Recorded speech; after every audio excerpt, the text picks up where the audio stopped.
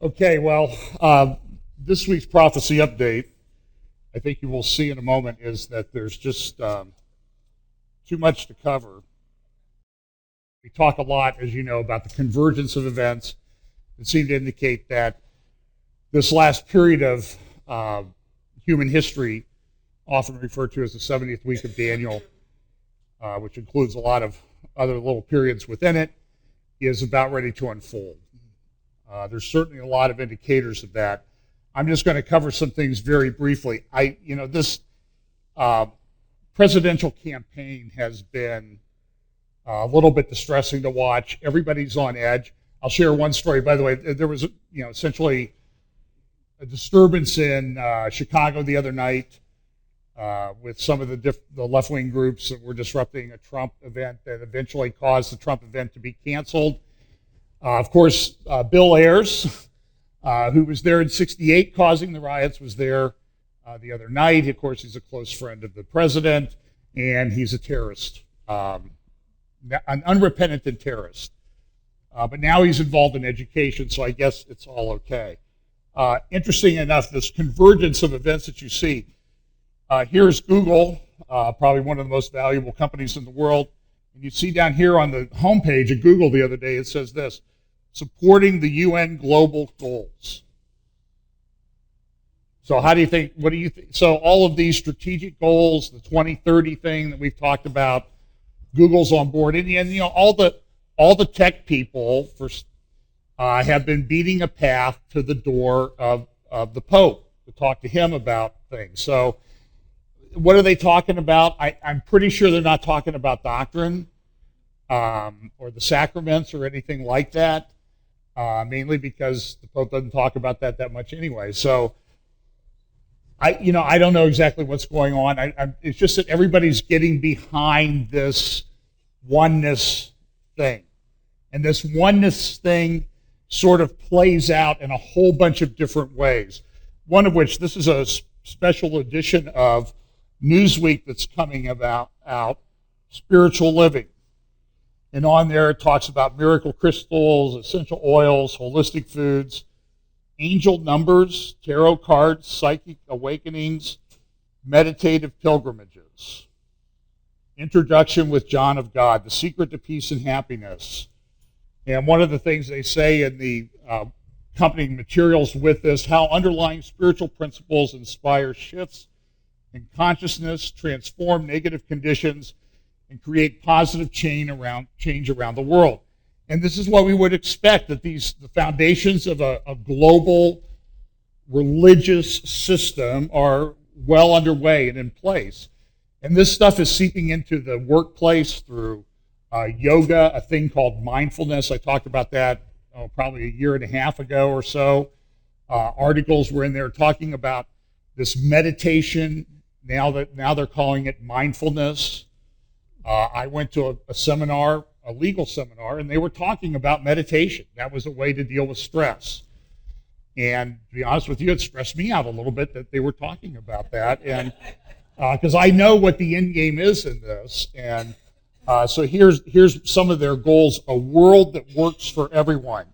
Look at some of these things that they have in the people behind this publication. We envision all people, all beings, and all life as expressions of God. This is Eastern mysticism writ large, as they say. We envision a world where personal responsibility joins with social conscience in every area of the political, corporate, academic, and social sectors, providing sustainable structures to further the emerging global consciousness. Does that sound even remotely Christian? No, it sounds Babylonian is what it sounds like. We envision a world in which resources are valued, cared for, and grown, and where there is generous and continuous sharing of these resources. Social justice, equality, Bernie Sanders, all this stuff. I saw a great little graphic of Bernie Sanders the other day. It said he loves to have a cup of coffee as long as you're buying. So here's another. We envision a worldwide culture in which forgiveness, whether for errors, injustices, or debts, is the norm. So we're going to get rid of student debts. You see that? This is a socialist. This is the Pope's agenda. This is Barack Obama's agenda. This is Hillary Clinton's. This is the worldwide government agenda that everybody's trying to do, to put in place. Let's see, there's one more here I want to share. We envision a world in which we live and grow as one global family that respects and honors the interconnectedness of all life, a world where kinship with all life prospers and connects through the guidance of spiritual wisdom and experience. And then there's an article in there in this Newsweek about the healing power of Reiki. And this is, you see this coming into hospitals and nursing centers all over the place. And this is Eastern mysticism. It's just accepted now. You know, when Dave Hunt wrote The Seduction of Christianity and some other things on the New Age, 30, 40 years ago, everybody said, oh, Dave, you're a nut. Well, look at where it's come in just a very short period, within our lifetimes, most of our lifetimes. So this is something that you should expect, this one world religion. It's going to manifest itself in many ways. It's the Babylonian religion that God judged back in Genesis chapter 11. It's the same thing. It's coming again. We know it was coming. And folks, it's here. It's here. Now, exactly how it plays out, we just know that there's a world leader coming that's going to use a religious system to assist his rise to power. And I think this is the beginnings of it. There's no question about it, that this is going to be used in some fashion. This is an interesting report also in Newsweek. Fukushima, the Japanese earthquake, that massive earthquake they had, was 5 years ago. I mean, look, just think of all the things that have happened in the last 5 years. One of the things that hasn't happened in the last 5 years is that they've got a handle on the problem that they have there in Japan. And I think it's affecting, there's no way that it's not affecting the Pacific in some fashion. Exactly how much, there's a lot of controversy about that. But the title of the article is, "The Robots Sent into Fukushima Have Died." And here, just listen to a couple quotes from this article. "Today, the radiation at the Fukushima plant is still so powerful it has proven impossible to get into its bowels to find and remove the extremely dangerous blobs of melted fuel rods. The fuel rods melted through their containment vessels in the reactors, and no one knows exactly where they are now. This part of the plant is so dangerous to humans, TEPCO has been developing robots which can swim underwater and negotiate obstacles in damaged tunnels and piping to search for the melted fuel rods. But the robots sent in to find highly reactive fuel at Fukushima's nuclear reactors have died. A subterranean ice wall around the crippled plant meant to stop groundwater from becoming contaminated has yet to be finished. And authorities still don't know how to dispose of highly radioactive water stored in an ever-mounting number of tanks around the site. But as soon the robots, it says, but as soon as they get close to the reactors, the radiation destroys their wiring and renders them useless, causing long delays, a spokesperson said. Each robot has to be custom built for each building. It takes 2 years to develop a single function robot. And they're destroyed when they try to do anything with them. So now we're back to the drawing board for another. I mean, this is a major problem. Does this play into some of the prophecies of the end time about ocean life dying? I personally think that there's some connection. Is it the sole cause? No, I think there's a lot of other things that happen. But look, with the oneness of the world religion and everything that I talked about earlier, this is prophesied in 2 Timothy chapter 4. The time will come when they will not endure sound doctrine, but after their own lust shall they heap to themselves teachers having itching ears. And they shall turn away their ears from the truth and shall be turned unto fables, stories, narratives that aren't true, but they make everybody feel really good. And we're going to see some of those today. I'm going to play you some clips. Also in 2 Timothy chapter 3, the prior chapter, for men shall be lovers of their own selves. I mean, watch the presidential campaign. one criminal is skating free. Nobody is going after her. She's getting a free pass. There's some things that are going on. I know that the person who set up her server, it has been turned by the FBI. Word coming out of that investigation is that he is a devastating witness against her. But how many of us really think anything is going to happen? I think there will be something happen. The FBI will refer her for indictment and nothing will happen beyond that, and good FBI guys will resign. That's what I think is going to happen. But we can always be hopeful. But look, we see this evidence in the campaign. We see this evidence in the way people are acting. For men shall be lovers of their own selves, covetous, boasters, proud, blasphemers, disobedient to parents, unthankful, unholy, without natural affection, truce-breakers, false accusers, incontinent, fierce, despisers of those that are good, traitors, heady, high-minded, lovers of pleasures more than lovers of God, having a form of godliness but denying the power thereof, from such turn away. So I'm going to now engage in some things. I'll just share a quick story with you. I went to early voting this week. I put this on my Facebook page. Some of you might have seen it. And so I go and I get the card and I go up to the voting machine. You know, they must have 300 machines in that room. It's an enormous room full of voting machines.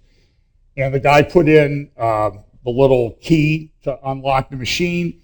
He looked at my card and he put in a number and he's typing the number and I go, whoa, what's that number? And he goes, oh, well, that's your serial number.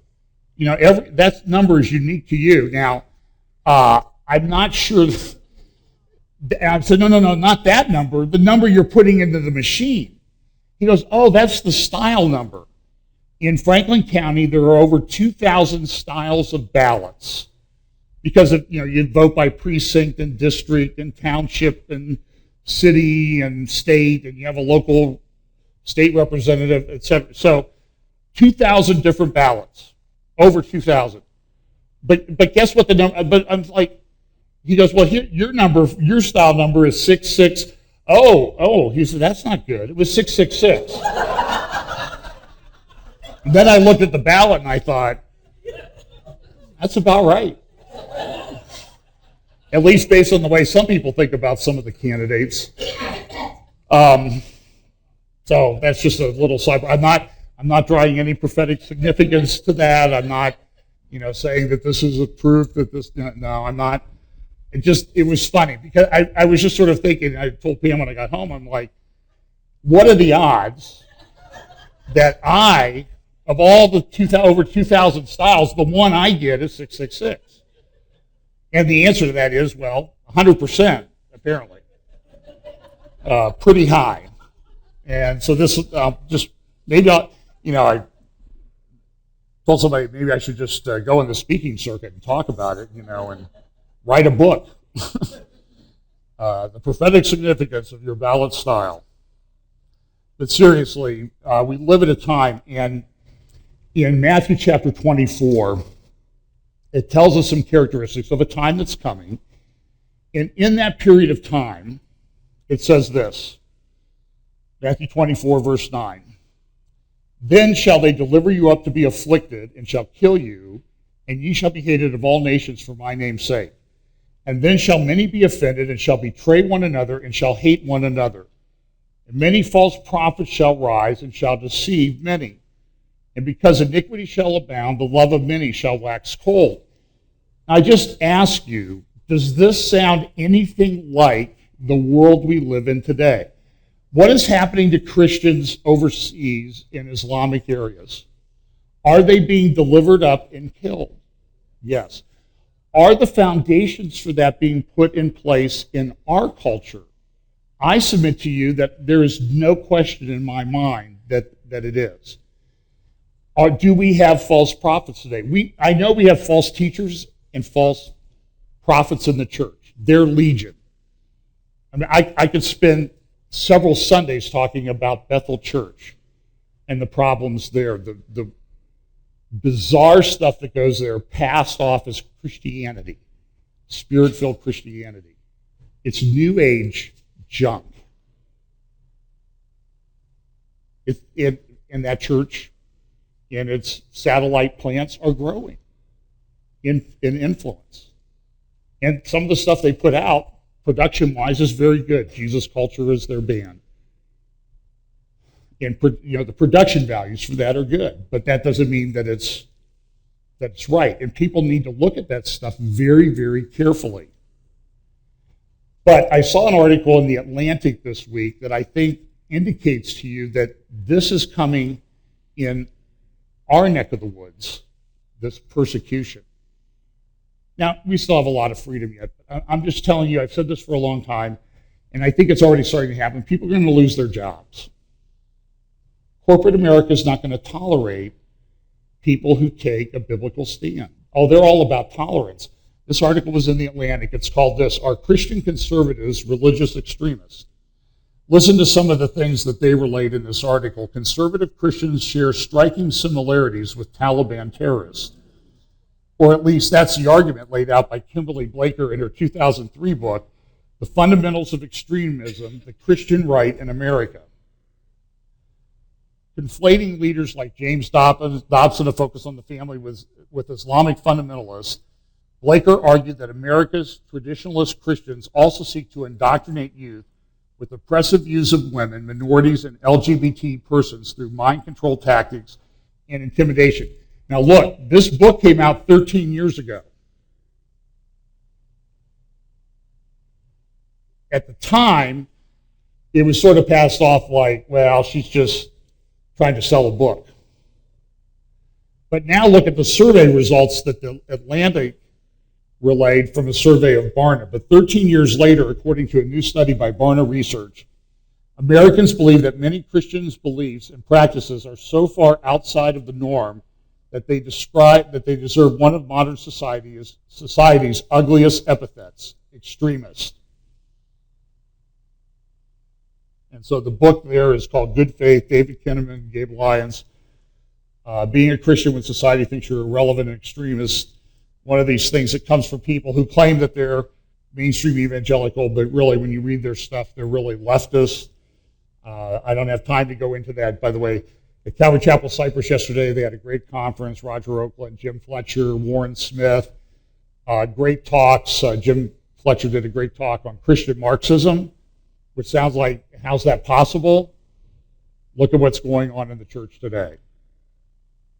Getting away from the truth of God, they're adopting political views, social justice, all that stuff. So while Kinnaman and Lyons purport to speak about Christians, the behaviors and beliefs they probe make clear that they are mostly talking about a particular kind of Christian, the conservative kind. So listen, when it comes, the persecution and the attacks and all that, it's going to be from people who claim to be in the same camp as we are. That's what's going to happen. Mark my words. It is what is going to happen, and it is what is already happening now. And these big conferences, Catalyst, and all this, the Q series that Gabe Lyons does, they spend a lot of time attacking conservative evangelical Christians because we're the problem. So in one sense, the Jews are the source of all the political problems in the Middle East, and the conservative evangelical Christians, Bible-believing, teach prophecy, believe in a role for Israel in the end times, we're the problem too. And so what they do with the Jews eventually will come over to us. That's what the Bible says. And it will be people from whom we think are our friends. Just watch out for it. Forewarned, forearmed. Nowhere in this poll is this more stark than with respect to the same-sex relationships. 52% of Americans think it is extreme to believe that sexual relationships between people of the same sex are morally wrong. 83% of Americans believe it is extreme to refuse to serve someone because the customer's lifestyle conflicts with their belief. Further, if you attempt to convert others to your faith, 60% of Americans now believe you are also extreme. The Atlantic does, though, say that they're concerned about this. If most Americans would apply the same descriptor to ISIS militiamen and soup kitchen volunteers who believe it is their duty to convert non-believers, something is amiss. And I applaud the Atlantic for stating what should be the obvious. But at least one major party overtly supports these kind of attacks. According to Barna in a survey, 3/4 of Americans believe being religiously extreme is a threat to society, which means that many Americans now believe that the Christians who advocate for sexual abstinence or value missions work over money constitute, in some way, a social threat. One of the great ironies of this politically correct age is how those who most champion tolerance are often in such great need of the virtue themselves. Society calls extremists those believers they consider to be rigid, narrow-minded, and unaccepting of others. Pull my mic up. Okay.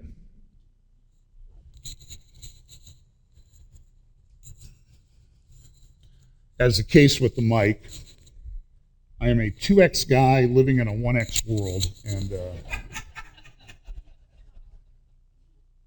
chairs don't fit, and but I'm enduring to the end. So, somebody met me in New Jersey last week, and she said, "Oh my, you're a giant," and I'm like, "Well, yeah, if I was this tall, she knows who she is.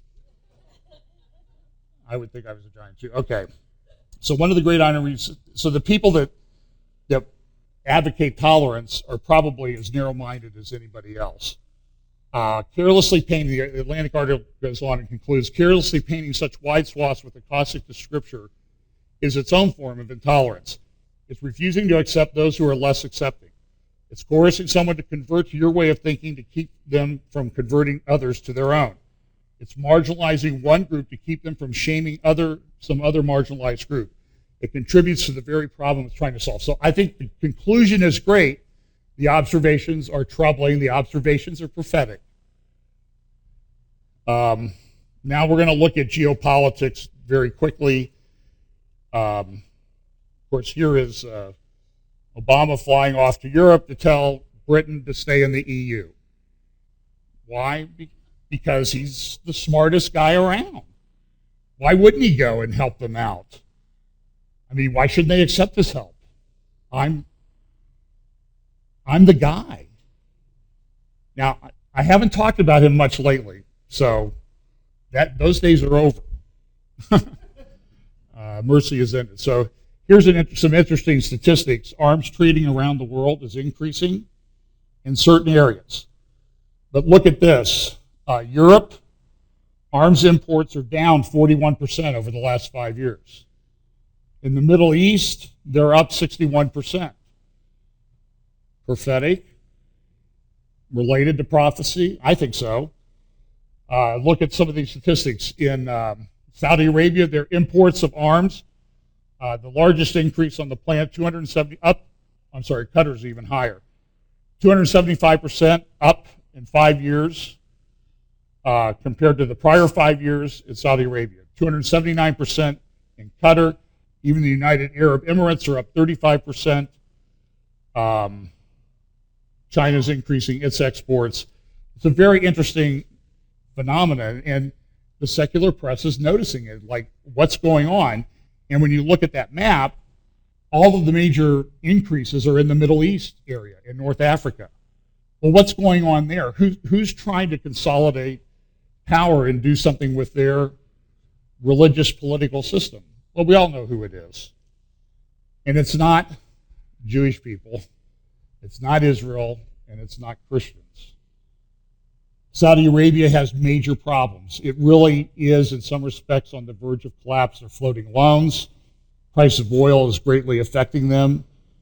Places like Venezuela are pretty much on the verge of ceasing to exist because of the drop in the price of oil.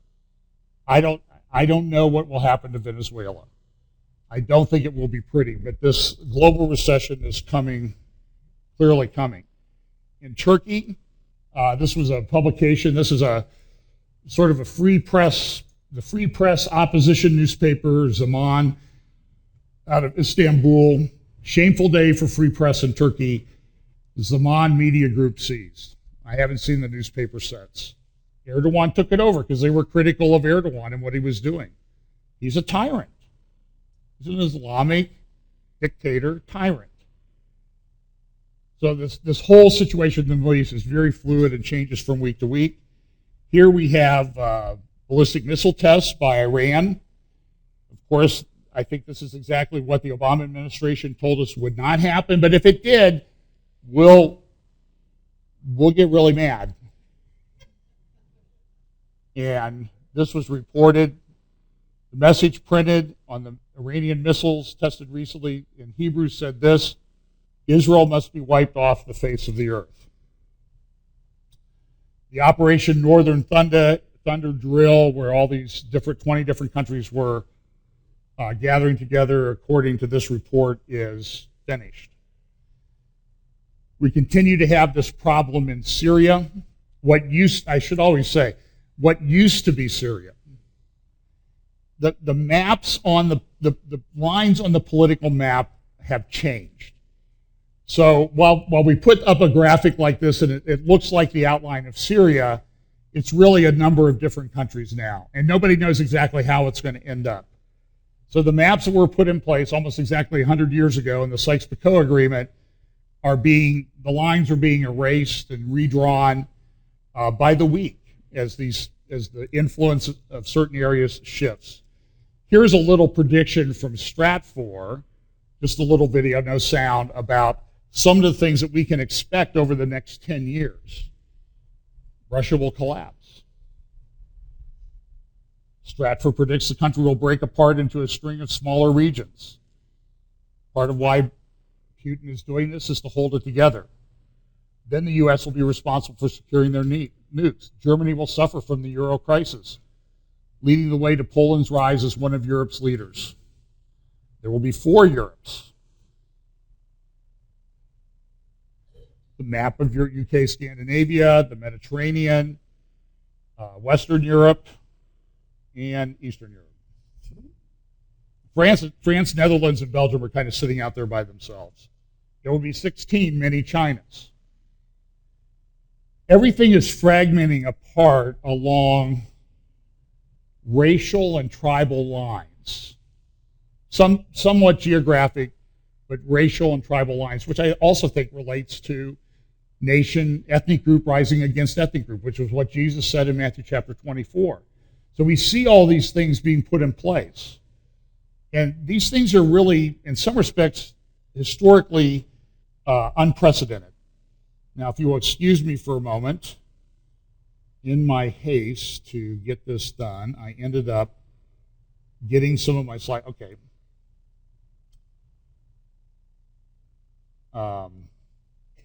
George Friedman, who is Stratfor's founder, he has a new group now called Geopolitical Futures, was interviewed by Business Insider, military and defense portion of that. They have some great graphics there. But his conclusion was, be prepared for war. Does that sound anything like what the prophetic scriptures say will be indicative of the end times? And there are people who are very optimistic. You'll hear a quote from a certain president of a large, influential country who's very optimistic about the way things are going, because why wouldn't you be? Because he's in charge. You know, he knows. He's the guy. So listen to just some of these quotes from the article. When you have countries like Germany, China, and Russia decline and be replaced by others, that's when systemic war starts. That's when it gets dangerous, because they haven't yet reached a balance. So Germany united in 1871 and all hell broke loose.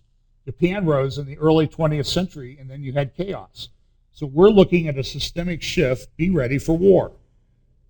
Our position has always been that Greece is not an outlier, it's a forerunner. Greece is, all the refugees are now being stuck in Greece because the Balkan routes are closed. And the Balkans say, we're not going to open them, ever. So those people are leaving and they're ending up in Greece. Well, Greece is barely functioning economically anyway, but that will have a ripple effect across Europe. Listen to this. Italy, their banking system is on the verge of collapse. 17% of the bank loans in Italy right now are clearly bad debt. They won't be collected. When they come out and say they're bad debt, what they mean is they won't be collected at all. 20% of the banking system in Italy is the fourth largest economy in Europe and the eighth largest economy in the world. And its banking system is collapsing. And Germany is desperate. It must maintain its standard of living. It can only do that with exports. And Deutsche Bank is very exposed to Italian debt. But so is the rest of Europe. So Europe, which is barely not in a depression or recession, in other words, it's on the edge of either one of those, is really going to be crushed by Italy. So constraint theory. Italy has 17% bad debt. Take it seriously, believe it. What happens if that 70% of the loans they made are unpayable? It's going to spill over into the Netherlands. It's going to spill over into Germany. Germany is the new PIG, P-I-I-G. That stands for Portugal, Ireland. I can't remember the other one. So Germany depends on exports, and its markets are drying up. When the Germans start getting 10% unemployment, 15% unemployment, which is the real variable, how are they going to handle it? It's a major problem. He also notes this: the last guarantor of the region's borders, that slide I showed you about Syria, the last guarantor of the region's borders in the Middle East was the United States, and the U.S. basically said, the H with it. What you're really having is the collapse of nation states because they're not nations. They're only states. And the United States remains the world superpower. Here's an interesting graphic to show you this in some respects. Here is the world aircraft carriers. Now, in the red box are the aircraft carriers of the United States. As you can see, they are larger and more sophisticated in many respects than anyone else in the world has. So the United States, between the very large class and the smaller class aircraft carrier, has about 18. The rest of the world has 12. Russia has 1. China has 1. France has 1. The UK has 2 little ones. Thailand has a little one. Spain has a little one and an even littler one. The Russian one, by the way, I think I've mentioned this before, in its battle group, they have tugboats because that aircraft carrier keeps breaking down. The only thing I'm trying to tell you is the world is in this very much a state of flux. I cannot stay here today and tell you exactly how this plays out. But 5 years ago, Assad was in power, and everybody thought that that was going to stay on. Now Russia's involved in Syria, trying to hold at least part of Syria for Assad. But now Russia's kind of getting sideways with the Iranians. And so the whole thing is this really complicated chess game. And you have the Russians that says they're trying to hold it together in Syria for various reasons of their own. But you can't hold it together. It's coming apart. And that's why ISIS is so interesting. The only native natural movement in the region is, God help us, ISIS. So you might get that article and read through it because I think it's very telling.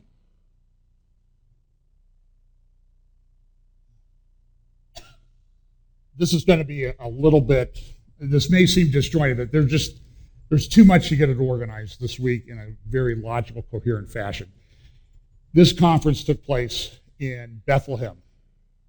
Christ at the Checkpoint 4. First one was 2010, 2012, 2014, now 2016, every 2 years. It is a bunch of amillennial, kingdom now, Bible preterists, Bible prophecy has been fulfilled. Israel has no prophetic role in the end times. And they get together to complain about Christian Zionists, people who believe that Israel has a role in the end times and that God will fulfill his promises. Caroline Glick and other in the Jerusalem Post, they dealt with this week. The first one was an article, I think it appeared on Tuesday or Wednesday, Jesus at the Checkpoint. Here's what they said about the conference. It's bad enough when devious Arab Islamic leaders, including Holocaust denier Mahmoud Abbas, head of the Palestinian Authority, speak at Christmas time of Jesus, the Palestinian messenger. But it is something completely different when church leaders, people who claim to be evangelicals, call Jesus a Palestinian. They know it is a lie, yet they subscribe to this mantra. It leads one to question why they do it. Why do they go out of their way to deny the undeniable Jewishness of Jesus according to their own biblical commentaries? There can only be one inevitable conclusion: it's anti-Semitism. Deconstructing the history of the land of Israel in order to deny Jewish sovereignty is central to the Palestinian policy. This narrative has been adopted by many Christians who have found a moral hook on which to hang their anti-Semitism, namely the transfiguration of who are the violent and devious actors and who are the victims. Had Jesus arrived at a checkpoint this year, he would have been reminded by Israeli soldiers that as a Jew, it was too dangerous for him to cross into Bethlehem, as his life would be in grave danger in a place that has become so radically Islamic that even Christians have fled this once Christian town. But that doesn't matter. Caroline Glick, she went through a long history of it in an article called The Subversion of American Evangelicals, looking at what was going on at this conference. Today, evangelical communities in the U.S., I disagree with her on this, number anywhere between 60 and 150 million people, depending on who is counting. That's very generous. And just shows that the term evangelical has become almost meaningless. They form the backbone of American support for the Jewish state. On that, she is correct. It is the support of the evangelical community rather than Jewish community in the U.S.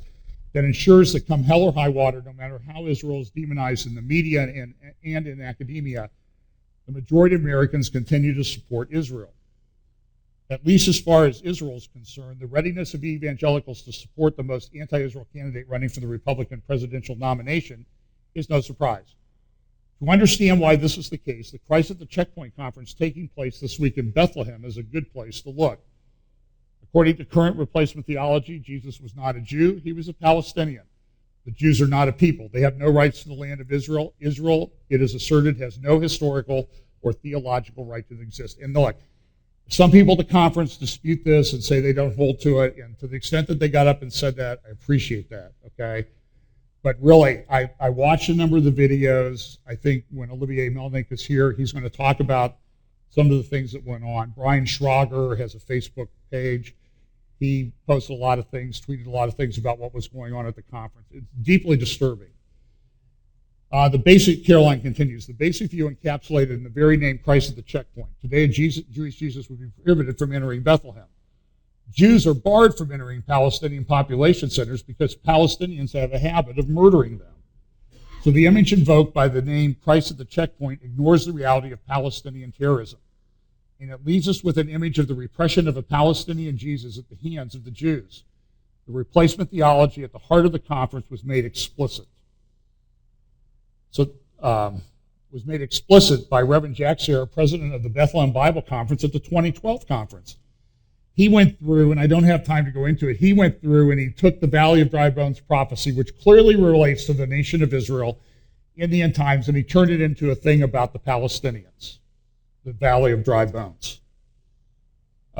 In Sarah's revised version, the people of Israel, the descendants of Jacob, are replaced by the Palestinians. He preached this: the hand of the Lord was on me, and he brought me out by the Spirit of the Lord and sent me into the middle of the West Bank, Bethlehem, Jenin, Salvat, and Nablus, and Ramallah. It was full of bones. He asked me, Son of man, can these bones live? Can the Palestinian people live? Then he said to me, prophesy to these bones and saying to them, dry bones, hear the word of the Lord. She also referenced the video that was played at by the youth a number of years ago. I played this a couple years ago, maybe a year or so ago. Kick the sound down a little bit. Now you see what they're doing is they're taking the Palestinians at the checkpoint, and then they're interlacing them with pictures of people being beheaded by ISIS. What are they doing? This is a classic propaganda piece.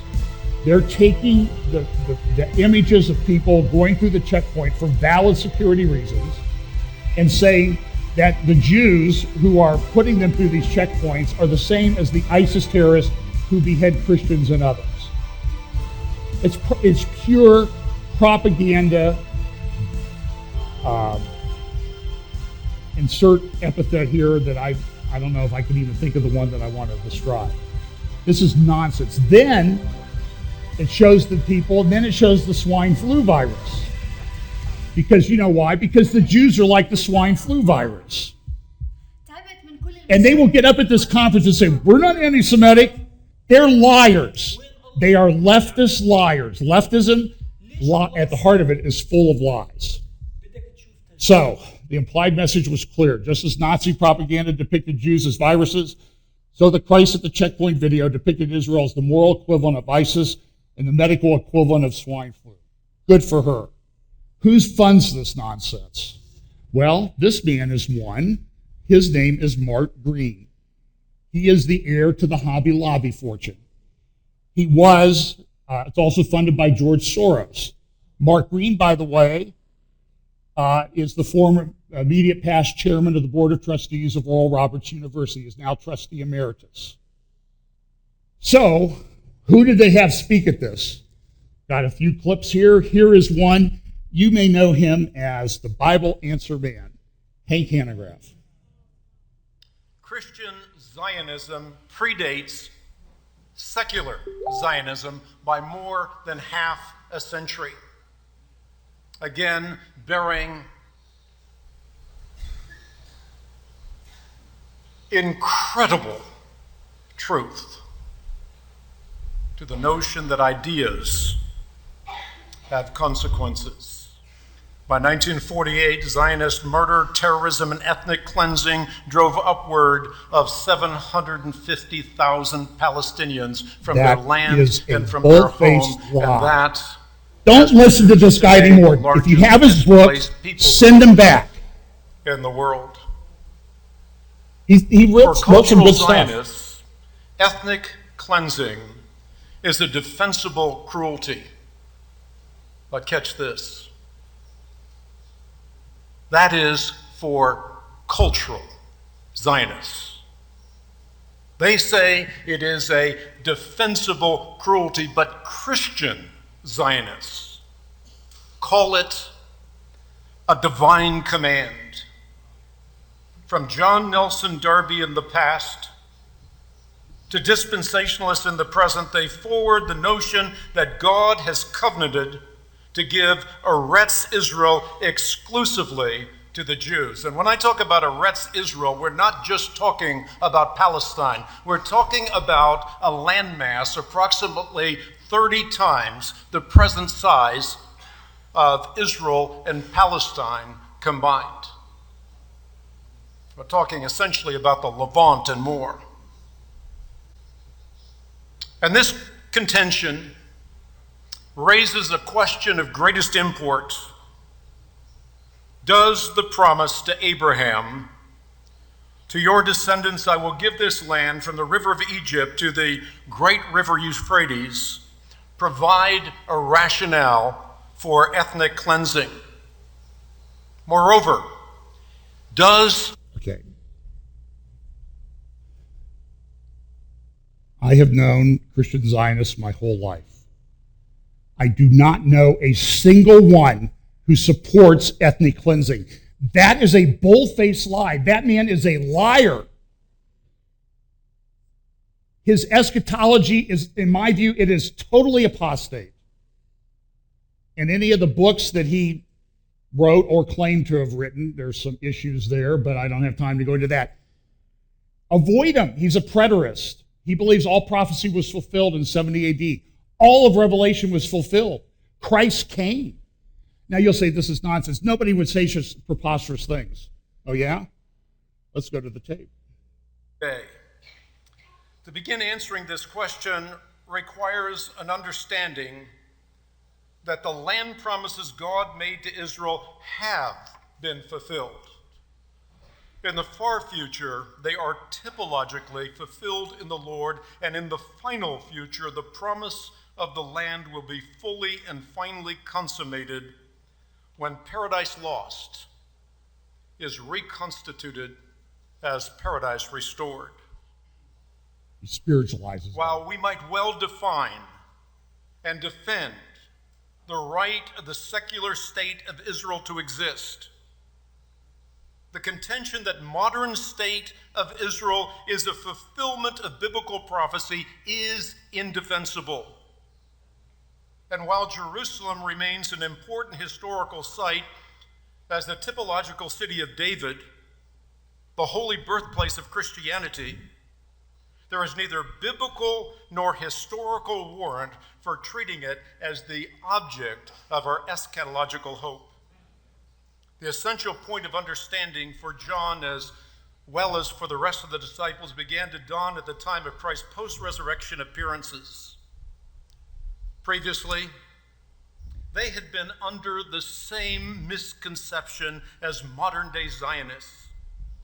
They expected Jesus to establish Jerusalem as the capital of a sovereign Jewish empire, the notion so ingrained in their psyches that even as Jesus was about to ascend into heaven, they said, "Lord, are you at this time going to restore the kingdom to Israel?" Jesus not only corrected their erroneous thinking, he expanded their horizons from a tiny strip of land on the east. Later on, Jesus encountered the disciples again on the Mount of Olives, and they asked him, "When will this happen?" They weren't talking about the end of the world. They were talking about what he had just said. Really? Is that what they asked? Let's go to the book. Tell us, when shall these things be, and what shall be the sign of thy coming, and what? End of the age or end of the world. He didn't even read Scripture, folks. Why would you listen to him? You'll get to the real reason why he's upset. And what will be the time of your coming, not coming as in second coming, but coming as used by the Old Testament prophets, coming in judgment? And when will be the age-ending time of sacrifice? They wanted to know when the temple in Jerusalem would not be manifestly desecrated, but manifestly destroyed. The first fault, then, is to imagine that the Holy Land, the holy city, and the holy temple continue to have theological significance. They have historical significance, but they no longer have theological significance. The tree symbolizes Israel, the branches, those who believe. The root, Jesus Christ, the root and the offspring of David. Branches broken off represent those who disbelieve. When Paul writes Romans 9 through 11, he is talking about an ethnic orientation. He turns that on its head to further his agenda. And so he'll say all this stuff about ethnic cleansing. I tell you that if there was not in Israel, there would be ethnic cleansing, and it wouldn't be the Palestinians. Why are the Christians leaving, Hank? Because they're being killed. They're being persecuted.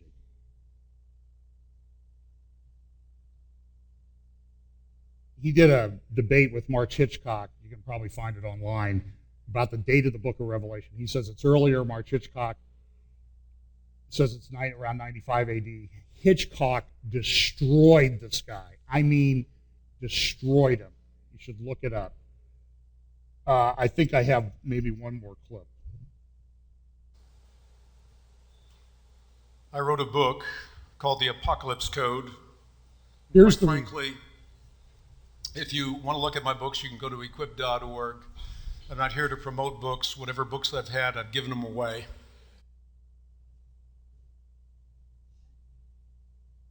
Really? Is that the truth? So I went to the website of equip.org, found the Apocalypse Code, and he will give it away for $14.99.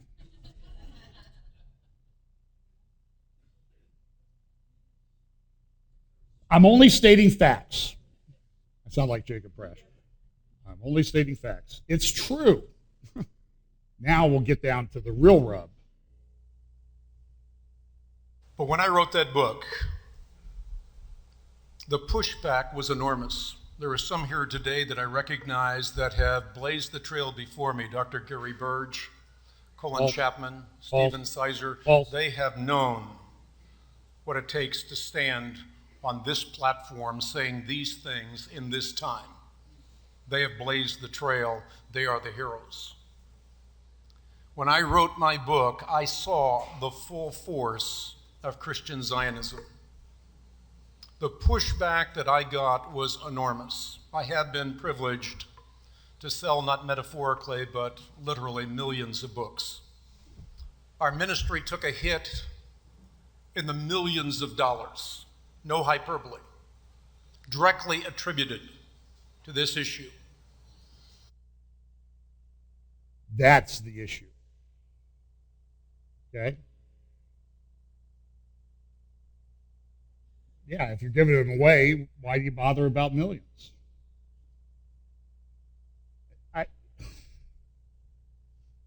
So they're the facts. You can make your own judgment.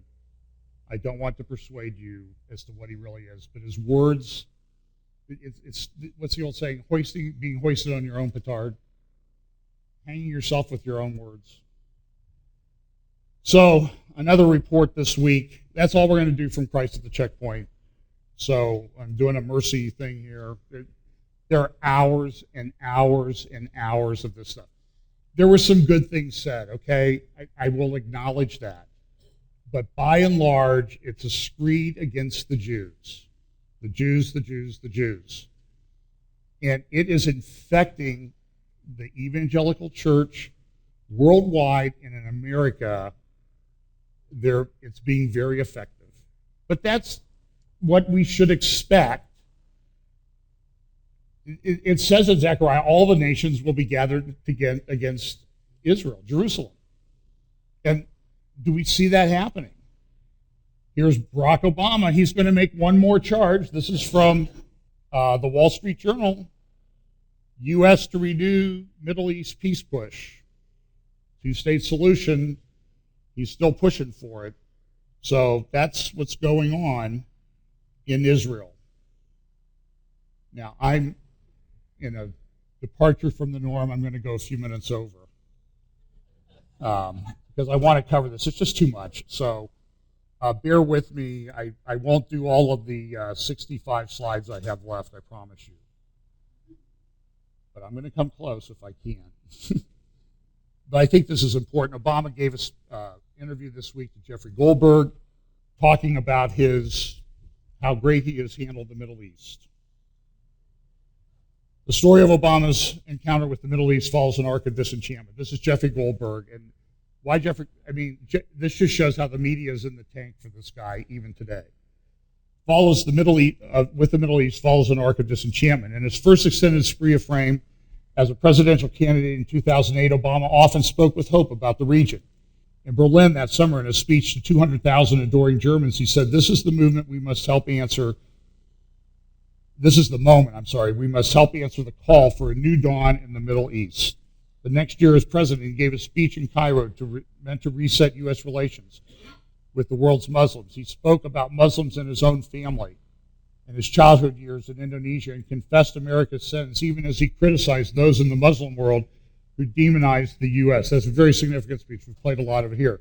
What drew the most attention, though, was his promise to address the Israeli-Palestinian conflict, which was then thought to be the central animating concern of Arab Muslims.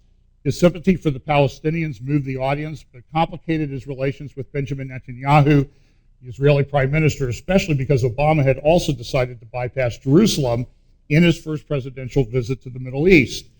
When I asked Obama recently what he had hoped to accomplish with his Cairo reset speech, he said that he had been trying, unsuccessfully he acknowledged, to persuade Muslims to more closely examine the roots of their unhappiness.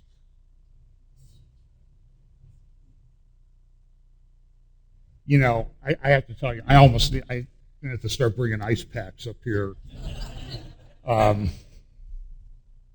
He said this, "My argument was this. Let's all stop pretending that the cause of the Middle East problems is Israel. We want to work to help achieve statehood and dignity for the Palestinians, but I was hoping that my speech could trigger a discussion, could create space for Muslims to address the real problems they are confronting, problems of governance, and the fact that some currents of Islam have not gone through a reformation that would help people adapt their religious doctrines to modernity.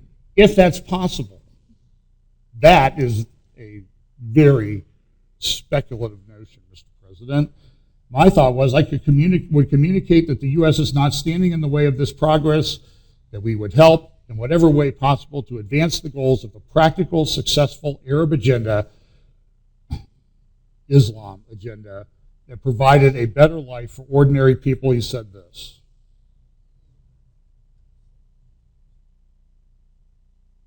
All of us. Too many tears have been shed. Too much blood has been shed. All of us have a responsibility to work for the day when the mothers of Israelis and Palestinians can see their children grow up without fear. When the Holy Land of the three great faiths is the place of peace that God intended it to be. When Jerusalem is a secure and lasting home for Jews and Christians and Muslims, and a place for all of the children of Abraham to mingle peacefully together, as in the story of Israel.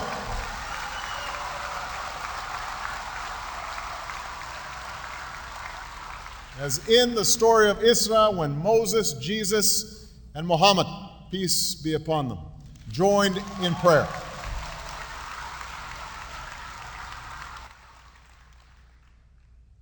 Well, Michael Oren, the Israeli ambassador at the time, he's a part of a centrist party in the Israeli Knesset now.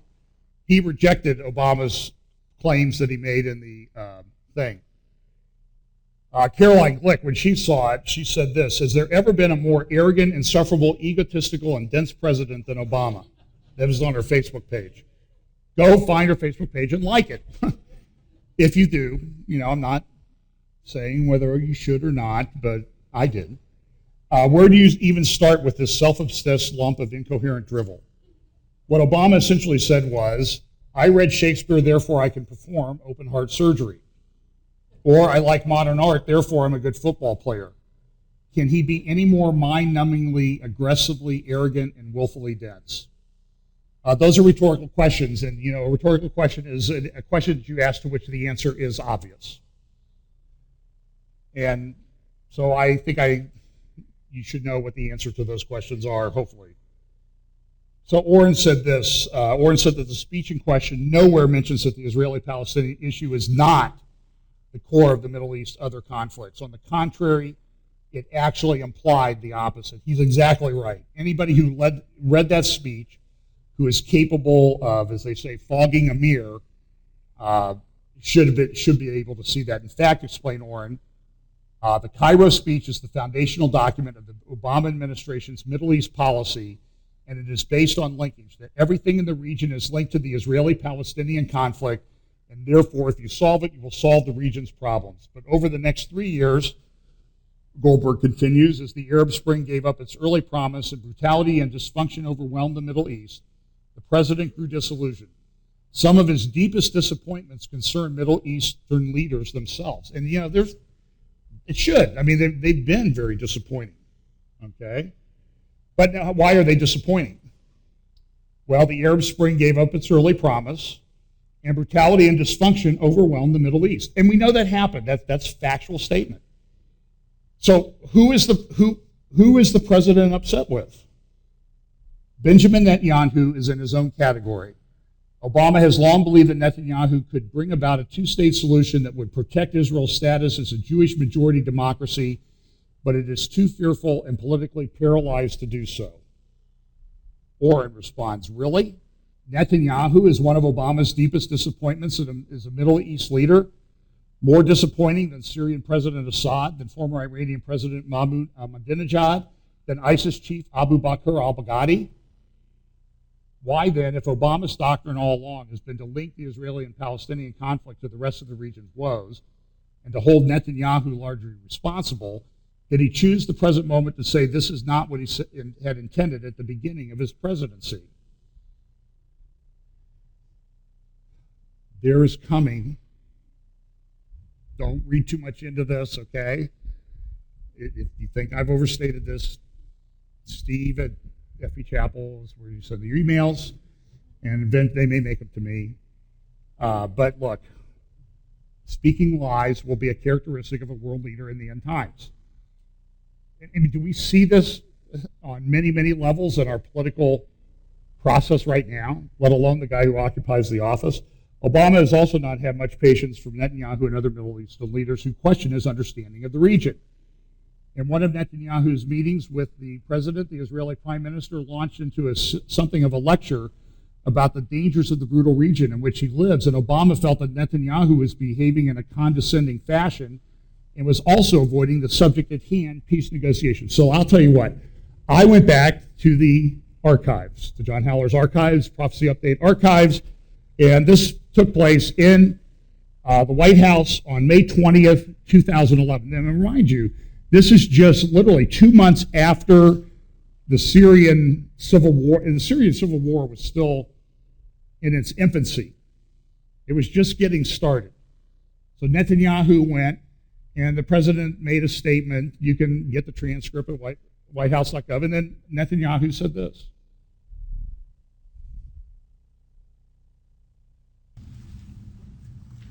This is something that we want to have accomplished.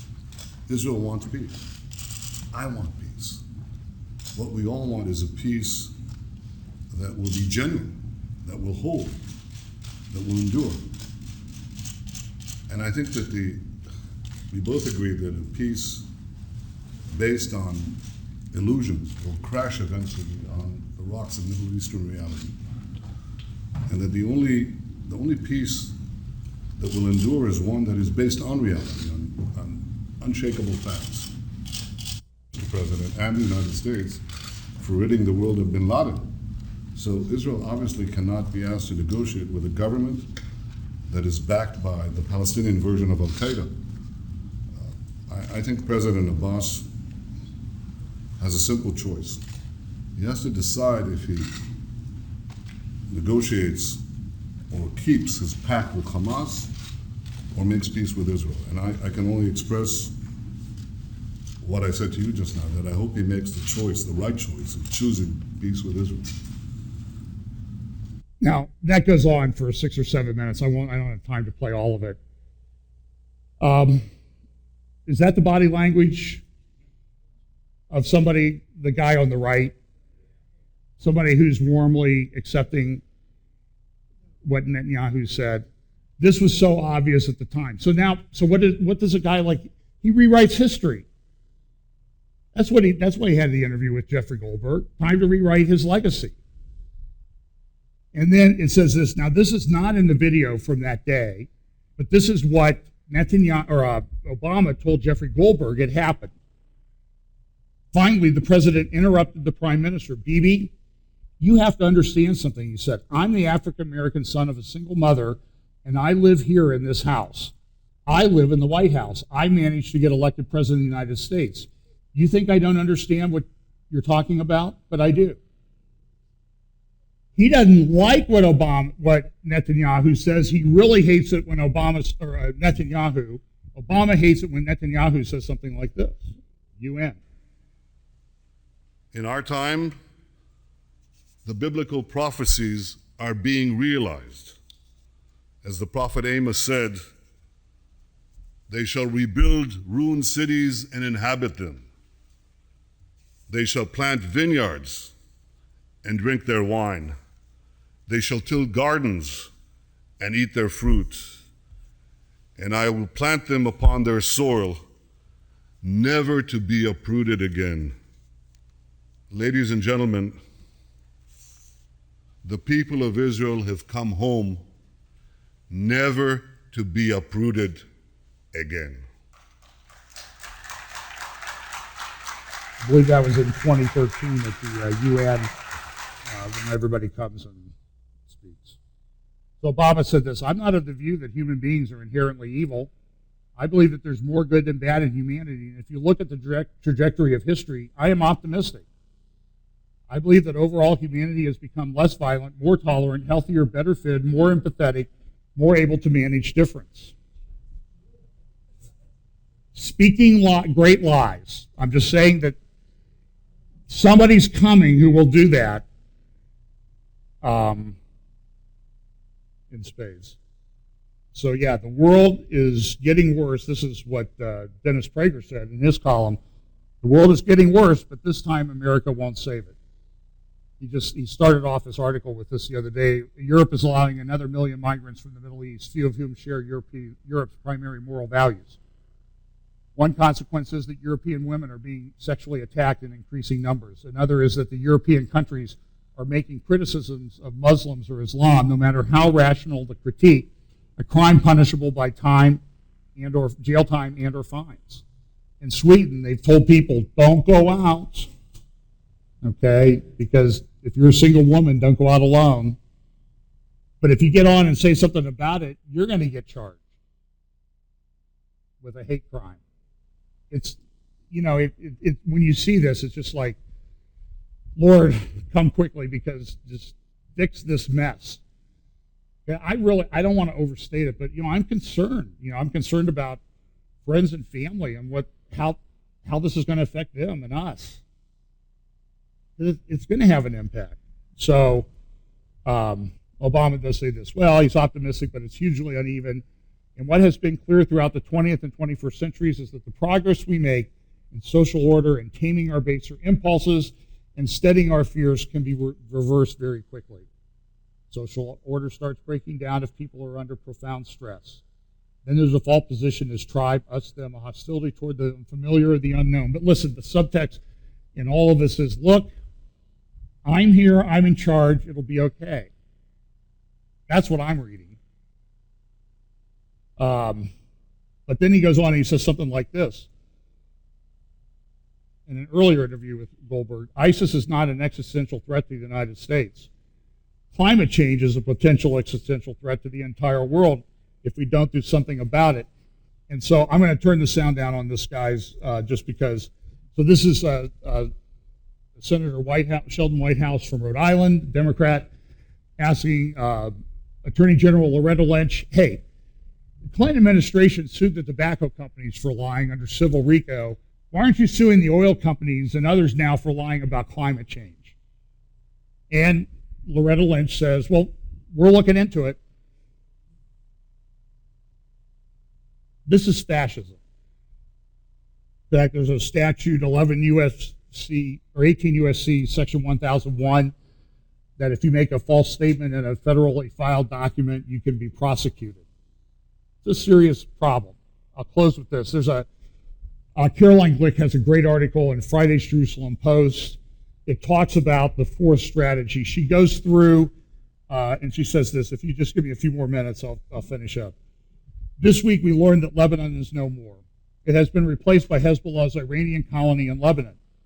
2 weeks ago, Saudi Arabia listed Hezbollah as a terrorist organization and canceled its $3 billion aid package to the Lebanese military. The Gulf Cooperation Council quickly followed suit. Rather than support the move by his sponsors and allies, Saad Hariri, the head of the anti-Hezbollah March 14th movement, flew to Syria to meet with Hezbollah leaders. Saudi Arabia's decision to end the support for the Lebanese armed forces doesn't mean that Saudi Arabia is making peace with Hezbollah. It means that the Saudis are no longer willing to maintain the fiction that with enough support, the Lebanese armed forces will one day challenge Hezbollah's effective control of Lebanon. And this is right on Israel's northern border. I've stood and looked into Lebanon. It's right there, folks. I mean, it's like across the street from like Tel Dan. Hezbollah and his bosses don't seem too upset about the Sunnis' decision to acknowledge that Hezbollah is a terrorist group. And they are right not to care. In essence, the Saudi move is simply an admission that they have won. Lebanon is theirs. Hezbollah is able to dominate Lebanon because, unlike the LAF and the March 14 movement, Hezbollah is willing to destroy Lebanon if doing so advances its strategic goals. This has been fairly clear for more than a decade, but it took the war in Syria to force the truth above the surface. She goes on to say that, Israel in its time has had three strategic ways that they've dealt with this. They all come from the Israeli left. All of them originated on the left. All of them have failed. Since The first strategy was appeasement. From the mid-90s until the Syrian war began 5 years ago, Israel's strategic framework for understanding Syria was appeasement. Initially, the notion was that Syria was our enemy because we control the Golan Heights. If we surrendered the Golan to Syria, we would have peace in exchange. No, you would be annihilated. And the interesting thing is when I'm reading blogs and analyses and stuff, Assad is, they're like, he's the greatest friend Christians ever had. The guy's a thug. He comes from a crime family. Well, he was an eye doctor educated in the West. Big deal. So what? Look at what he's done. Look at what his father did. He learned from his father. Now look, his brother died in a car accident, and he ended up as the head of Syria. But has he changed? Has he changed anything? It's just, the world's gone mad. So Caroline concludes, appeasement failed. Then there was unconditional surrender or disengagement. Then Prime Minister Ehud Barak implemented this strategy when he removed IDF units from the security zone in South Lebanon in May 2000. It didn't work. Then the next strategy was internationalization. They did this in Lebanon. They brought in the UNIFIL, the UN troops, and said, there'll be a buffer between us and Hezbollah. It's not working. So she goes through, she looks at all these different strategies. She says they've all failed. And she goes this. To a certain degree, Israel's strategic blundering did have one ameliorative effect. Through them, Hezbollah has become so powerful that it now poses a threat to the great powers. So Russia and Syria now need to curb it. So too, it is so powerful that Iran is loath to waste it on a war with Israel that it will lose when it is fighting to win the war in Syria. For now, then, Hezbollah is not an immediate threat as to Israel. This is the case despite Hezbollah chief Hassan Nasrallah's recent threat to bomb Haifa's chemical depots and cause a fireball with the cataclysmic effect of a nuclear bomb. But that doesn't mean that the lessons of our repeated strategic mistakes in Syria and Lebanon should not be applied today. They should be applied toward another, more immediate foe, the Palestinians, toward whom Israel has applied the same failed policies one after another with similarly destructive outcomes. Today, the center-left parties, the Zionist Union and Yesh Atid, cling to the failed strategy of disengagement. The far left, together with the Arab political parties, have already moved on to the internationalization strategy. In the Palestinian context, the goal of the internationalization strategy is the collapse of Israel's sovereignty. This strategy was evidenced this week in Peace Now head Yahiv Oppenheimer's outrageous claim Wednesday that in killing the terrorists who were in the midst of murdering innocents in Petah Tikva and Tel Aviv, civilians and security forces carried out summary executions. And there was this attack. There were a number of attacks, 3 on one day. One of them involved an American soldier who was in Jaffa, Tel Aviv, Yafo, they call it, right there, places that a lot of us have been. And he was stabbed. His wife was critically wounded. He was killed. He was about 29, a West Point graduate, veteran of the Iraq and Afghanistan wars, and by all estimates, a great man, a great leader, and he's dead. And so what did this fool that's head of Peace Now do? Well, he went to Twitter, and he tweeted this. I know, what did that say? He condemned terror victim Yanan Azarahab, who was wounded in a stabbing attack on Tuesday, for killing his assailant in the course of attack. The guy, he was stabbed in the neck. So what he did was he pulled the knife out and he stabbed the attacker to death. And this guy complains about it. It's unfair. It's a summary execution. Folks, these people are insane. They are nuts. I'm sure he'll be invited to the White House, though. Oppenheimer took to Twitter on Tuesday blasted what he termed the execution of terrorists who were killed while carrying out violent attacks on Tuesday in Jaffa and Tikva. This is how it goes, from neutralizing terrorists to execution without trial. In the present atmosphere, no one in the media dares to report and deal with the issue. So Caroline goes through and talks about images from the first intifada. The first intifada convinces to legitimize the PLO was a teenager with a slingshot. The image of the second intifada that convinced us to run away from Gaza was a bombed-out bus. So far, the image of the third intifada, and she is right, it is a third intifada, is a girl wielding scissors attempting to stab Jews. And we still haven't figured out our response to her, although the left would like us to run away or collapse. She concludes with this: governing enemies is unpleasant. It brings no instant gratification. Instead, it promises only thankless Sisyphean efforts. In other words, governing your enemies is the price you pay to be free. So I stand with Israel. I don't agree with everything that they do, okay? That's not the point. I believe God has brought them back at this time. And so the conference in Bethlehem, Christ at the checkpoint, was a denial of the historical and prophetic regathering of the nation of Israel in an unprecedented, historically unprecedented fashion, in the rebirth of the nation in 1948. And so the people there, they deny Bible prophecy. So listen to what they say and then oppose it with every fiber of your being, because it's a lie. It's all based on a lie. It was an incredible week. I mean, I had stacks and stacks of stuff that we don't even have time to get to. So, Tom, quick question. How about the nut of North Korea? He's a nut. What's he doing? I don't know. Maybe he's just trying to get more money out of people. But, sometimes crazy people do, guess what? Crazy things. And so the world is in a very precarious position right now. I'm optimistic in the sense that my political choice is as a monarchist, that King Jesus will come and take care of it. And so we need to occupy until he comes. That's the admonition of Scripture. So let's pray. We're over. Lord, thanks so much for your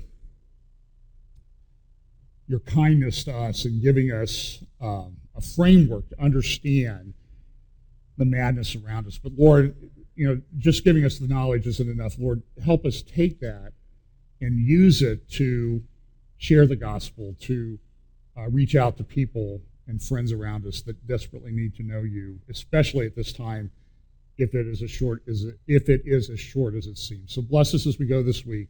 In Jesus' name, amen.